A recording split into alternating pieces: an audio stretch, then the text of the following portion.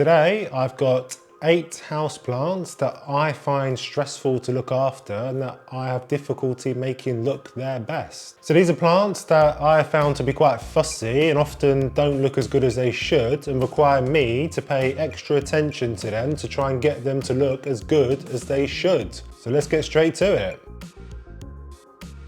Plant number 1 on my list that I find very stressful is the very popular Tradescantia Nanouk. So this is obviously a gorgeous looking plant with lovely multicolored leaves on long stems that trail down from the pot.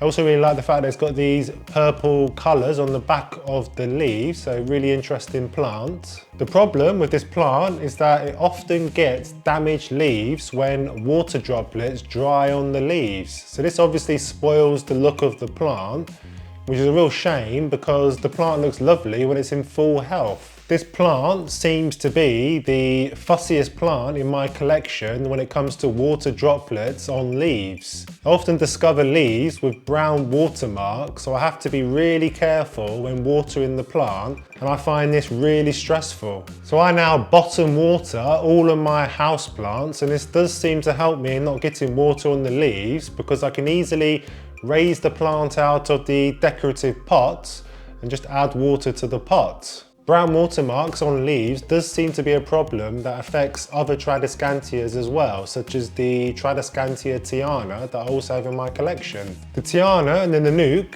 are among my favourite plants in terms of looks. I think they look fantastic, but sadly they tend to get these unsightly brown leaves that you have to cut off. The second plant that I find stressful is the Sedum Adolphii. This is a type of succulent that grows quite quickly, usually with one main stem down the centre of the pot. And I find that it often looks very leggy. It's probably the quickest growing succulent that I have, but the single stem that grows through the middle is often quite slender. And as it gets taller, it tends to bend towards the light, which means that I often have to rotate the plant to get an even growth, otherwise it looks lopsided. If you have one of these, then you'll probably find that the stem just gets taller and taller and more lopsided until it eventually looks really leggy. When the stem gets so long that it can no longer support itself and it really does bend over, I just cut it off at the base of the plant and replant the stem so that it can develop new roots and then it can retain its compact look. So I've got a video on how to do this and I'll link to that in the description. I've tried cutting the stem above the leaf to get it to branch out, but this doesn't really work with this plant. You kind of just end up with a stompy looking plant that grows sideways instead of up, so it looks a bit silly. So the Sedum Adolphii is a plant that needs a lot of pruning and replanting to stop it getting so leggy. So I find it to be quite a time-consuming plant, which is why I find it stressful.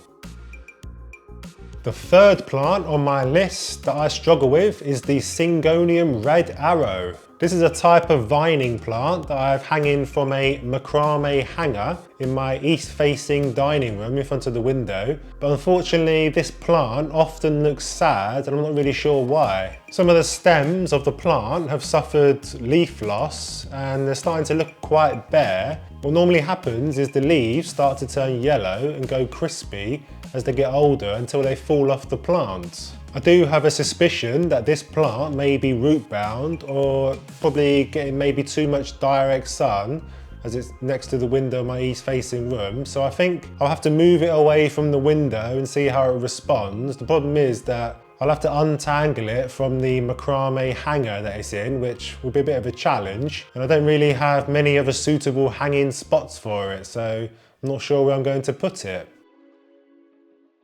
The fourth plant on my list is probably the fussiest plant that I've ever owned, and that is the Calthea Zebrina. So this is a plant that I've had for about 6 years, and during that time I felt like giving up on it numerous times. All Caltheas are fussy, and famously so. They tend to need high humidity for them to avoid getting those crispy brown edges on the leaves, but it seems like the Zebrina takes this to another level. It seems the leaves on this plant only last one season before they begin to develop their infamous crispy brown edges. I've tried so many things to give this plant the level of humidity that it needs, and the result always seems to be the same. I've tried a tray full of pebbles with water that I put the plant on top of. I've tried grouping the plant with other plants to give it a group humidity.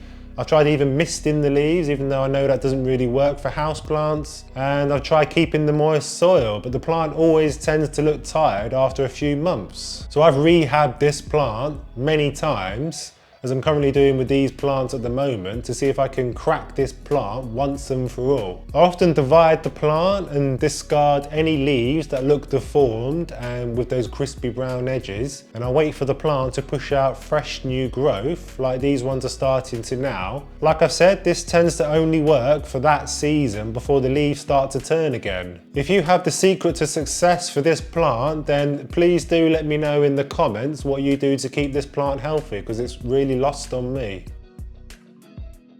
The fifth plant on my list is another type of Tradescantia, and it's the Tradescantia Zebrina. This plant is super popular and can be found in most big box stores or garden centres, and it's one that I really do like. So the Tradescantia Zebrina is a trailing plant that develops long stems that fall down from the pot, and when it's in full health it really does look great. The problem with this plant is that as the stems get longer, they tend to get weaker and the leaves start to die back at the base of the plant, which starts to make the plant look ugly. This is a natural thing that the plant does, and unfortunately it can't really be avoided. As the stems of the plant creep along, the leaf nodes want to find soil so that it can strengthen itself as it goes along by developing roots at those leaf node points. So obviously we can't really give it this in our homes, as the stems normally just hang down from the pot. So the stems just weaken and they tend to die back. The best thing to do to combat this is to cut the stems off at the base of the plant and just replant them back into the pot to help reinvigorate the plant. I find this relatively stressful, obviously, to keep on top of, to make sure that I have a nice looking plant. But at the end of the day, I guess I'm rewarded with a plant that looks very nice. I've got a full care guide on this plant with more details on the things that I've just discussed, so check that out after this, guys.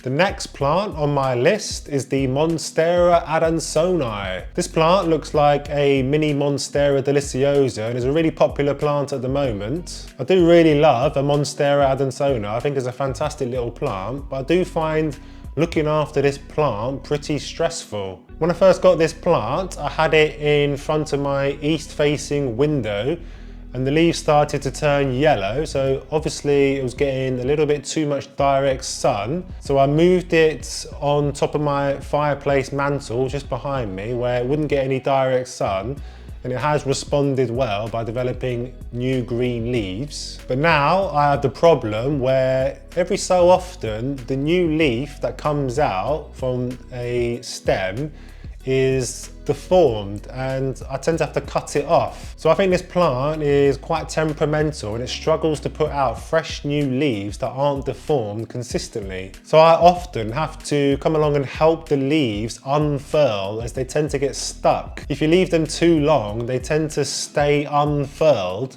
and deformed, which makes the plant look rather ugly. So basically, I find this plant stressful because I'm constantly having to keep an eye on any new leaves to check that they are unfurling correctly, which is obviously pretty time consuming. The next plant that stresses me out is the Alocasia Elephant Ear. So I bought this plant about 2 years ago from IKEA.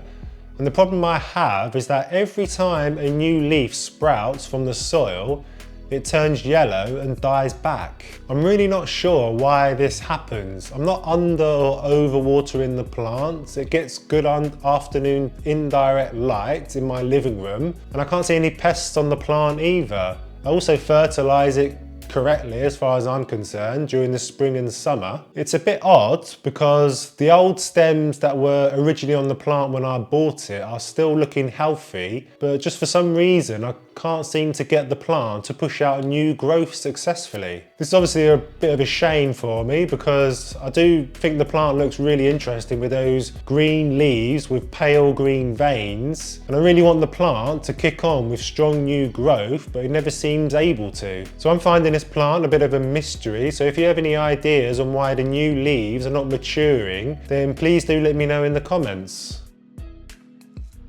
The next plant on my list that I am struggling with is the Scindapsus Njoy. Generally, I find pothos plants really easy to care for. I've no issues with my Philodendron Brazil, my Devil's Ivy, or my Philodendron Lemon and Lime, but for some reason, this plant really seems to be struggling. So as you can see, the plant has yellowing leaves that are also very small, and the stems aren't looking that healthy either. It's in a good spot in my house on my west-facing windowsill where it gets probably only 2 hours maximum of direct sun. I water and fertilise correctly as far as I'm aware. And there's no pests, I've not seen any pests on the leaves or the stems or anything, but it regularly develops yellow leaves that I have to go in and prune off. So I'm not sure why I have to do that, so if you have any ideas then please do let me know in the comments. If you want to know 9 essential houseplant care tips to really get your houseplants looking their best, then click on the link here and I'll show you some key things that I do to my houseplants to get them to thrive. I'll see you there and thank you very much for watching.